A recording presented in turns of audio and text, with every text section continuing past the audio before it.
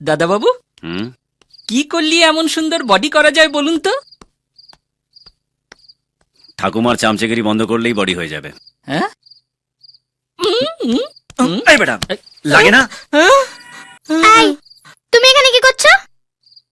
তুমি এখানে কি করছো? অযথা প্রশ্ন করো না তো, যাও, কাকিমা ডাকছে। এসব কিন্তু একদম ভালো কথা নয়। হুম হুম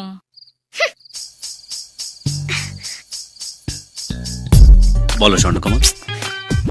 সোনিয়া, ও হ্যাঁ, সোনিয়া, কি বলবে বলো? দেখো, আমি কিন্তু খুব স্পষ্ট কথার মেয়ে, খুব মডার্ন, ভালো, মনের কথা একদম চেপে রাখতে পারি না। খুব ভালো। তোমাকে প্রথমবার দেখেই আমার ভালো লেগে গেছে, আর যখন শুনলাম তোমার কেউ নেই, তখন তখন তোমার একাকিত্ব আমার মন ছুঁয়ে গেছে।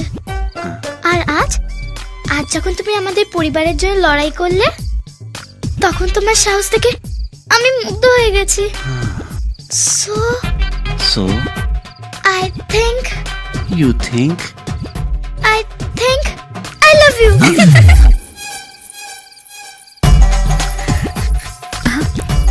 হে ভগবান, আমার যে কি হলো!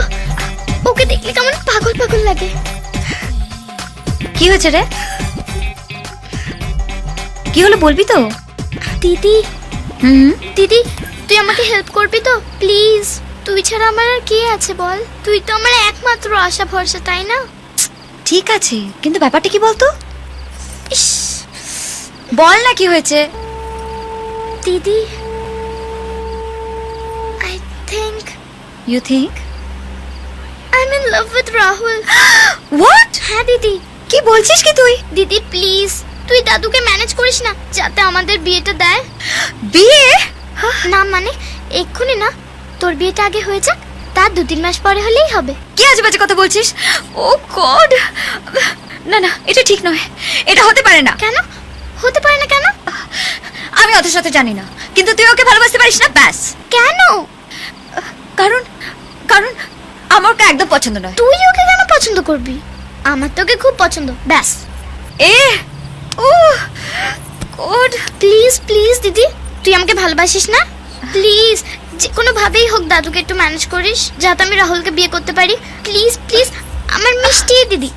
তুমি যে আমার, ওগো তুমি যে আমার।